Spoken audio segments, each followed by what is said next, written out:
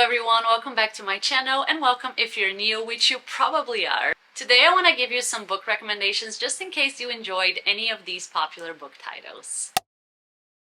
Thank you so much for being here, and I really hope you're having a fantastic day. Let's get into the recommendations. Back in 2021, I read The Midnight Library by Matt Haig. This book has such an interesting premise, but in my opinion, it really lacks in execution. I felt like the plot could have been explored way more than it was. The main character of the story felt extremely one-dimensional, and to me, it felt like the overall message of the book was like, if you're depressed, then just be happy. So if you enjoyed this book and you're looking for something similar, or if like me, you liked the premise of the book but didn't really like how the story progressed, then I think you should check out This Time Tomorrow by Emma Straub. In this book, we are following a woman who is about to turn 40. She has a boyfriend, she has a job that she doesn't hate, and on surface level, it really seems like she's doing okay. But the reality is that she's someone that feels like she's not really living to her full potential. Not to mention that her father, who is really the only parental figure that she's had growing up, is extremely sick. And it's pretty much only a matter of time until his time comes. And our main character is just not ready for that. On her 40th birthday, she ends up at a bar by herself, gets way too drunk, and just passes out. Only to wake back up in 1996 on her 16th birthday. She has found a way to travel back in time, but it's always to that specific day. So she makes it her life mission to figure out if there's anything that she can do to change the outcome of her father's life and prevent him from getting sick. Because she's reliving her 16th birthday so many times and playing around with the things that she can do to help her father, she ultimately ends up waking up in many different versions of her own life. And this story was very great and also very moving. The ending had me sobbing. And I think this was a more in-depth exploration of mental health and living with the choices that we make. Another book you can check out is Everyone in This Room Will Someday Be Dead by Emily Austen. Because even though I feel like this book doesn't have the travel back in time sort of element to it, it still dives deep into mental health with the same sort of humor that I feel like The Midnight Library attempt but never quite achieved. If you're looking for a book that is similar to Circe by Madeline Miller, then I have two book recommendations for you. The first and most direct recommendation that I have is Kaikeyi by Vaishnavi Patel. This is also a feminist retelling of a mythological villain. I'm going to read a little bit of what the back of this book says because I feel like it truly encapsulates the tone and message of the book. So begins Kaikeyi's story. The only daughter of the kingdom of Kaikeya, she is raised on legends of the gods, how they churn the vast ocean to obtain the nectar of immortality, how they vanquish evil and ensure the land of Barath prospers, and how they offer powerful boons to the devout and the wise. Yet she watches as her father banishes her mother, listens as her own worth is reduced to how great a marriage alliance she can secure. And when she calls upon the gods for help, they never seem to hear.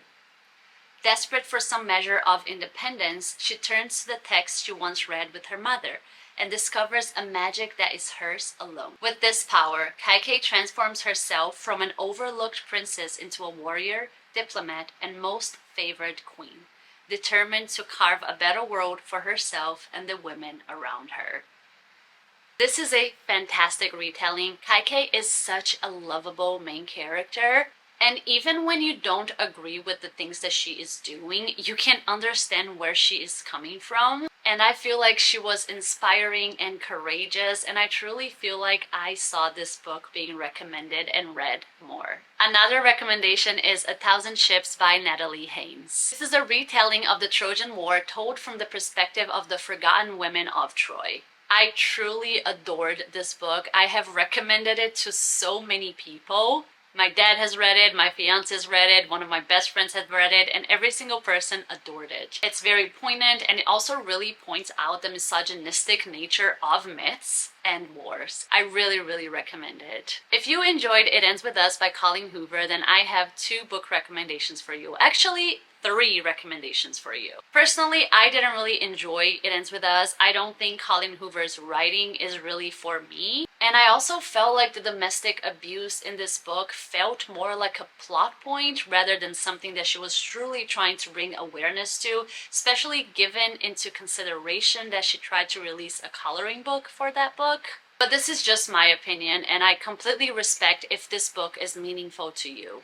But if you're looking for something that also explores DV and how difficult it is to end that cycle, then I highly recommend Long Shot by Kennedy Ryan. This is a story about a main character who really wants to move on, but her abuser keeps trying to pull her back in. Like many abusers, he refuses to let go, and we read about her journey to not only free herself from this man, but also find love for herself and maybe find a new love. Kennedy Ryan is not only such an amazing author, she's also a fabulous person, and I truly recommend this and any of her books. If you're looking for a darker read that explores the long-term effects that abuse can have in a person and how difficult it can be to really rebuild your life after abuse, then I recommend My Dark Vanessa by Kate Elizabeth Russell and The Girls of Summer by Katie Bishop. Both these books involve abuse, but they're more focused on grooming. They're both extremely powerful. They're difficult to read, but they're stories that I will never forget. If you are a horror girly and you're looking for something similar to The Final Girl Support Group by Grady Hendrix, I got you. I personally hated that book. I felt like the main character was so insufferable, and I think Grady Hendrix has a lot of work to do as a writer to continue writing female characters, but that's beside the point. If you're looking for a slasher book that does the job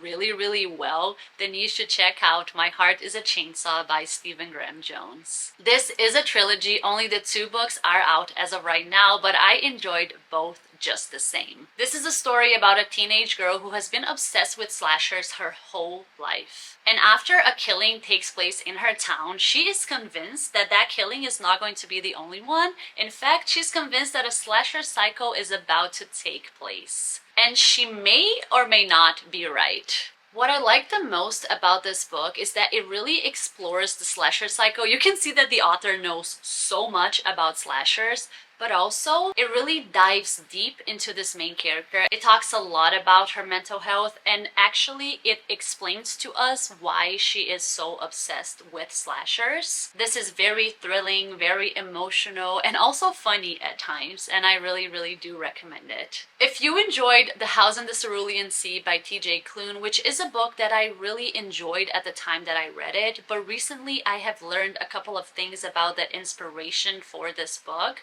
and I just don't feel comfortable supporting this book anymore. So a great recommendation for this book is The Very Secret Society of Irregular Witches by Sangyu Mandana. This is very much another feel-good book with the found family trope. It's a story about a witch who is invited to come to this house to teach 3 little witches how to control their powers. But the catch is that in this world that they live in, witches are not allowed to live in proximity because they believe that they won't be able to control their powers as well if they're near each other. So these are witches that have been living sort of under the radar. No one really knows about their existence, and our main character, when she is invited to do that, is like, why not? When she gets there, there may or may not be a grumpy to her sunshine, but this story is ultimately about her discovering herself and learning to accept who she is and really step into the person she has always been destined to become. It's just a book that is going to leave a warm and fuzzy feeling in your heart. And lastly, I have a recommendation that is oddly specific,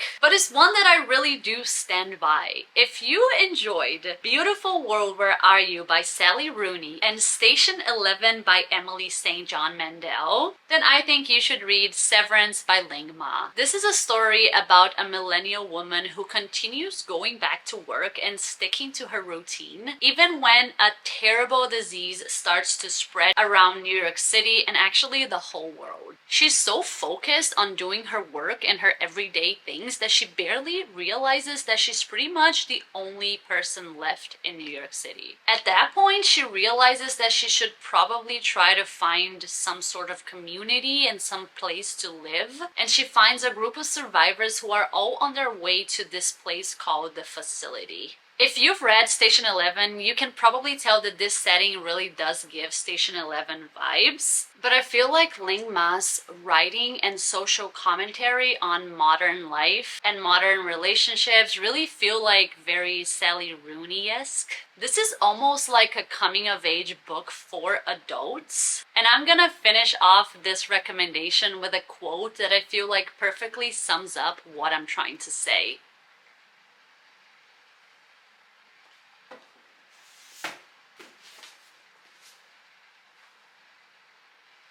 Or like when we follow the Facebook profile of our exes, Rachel said. We're broken up, but we never really break up. I never totally forget the past because I'm seeing it on my Facebook wall every day. You can never reinvent yourself because your social media identity is set. So those were my recommendations. If you have any other recommendations for any of these popular titles, please leave them down in the comments below. And also, please consider liking this video and subscribing to my channel. Thank you so much for watching, and I really hope to see you on my next video. Bye!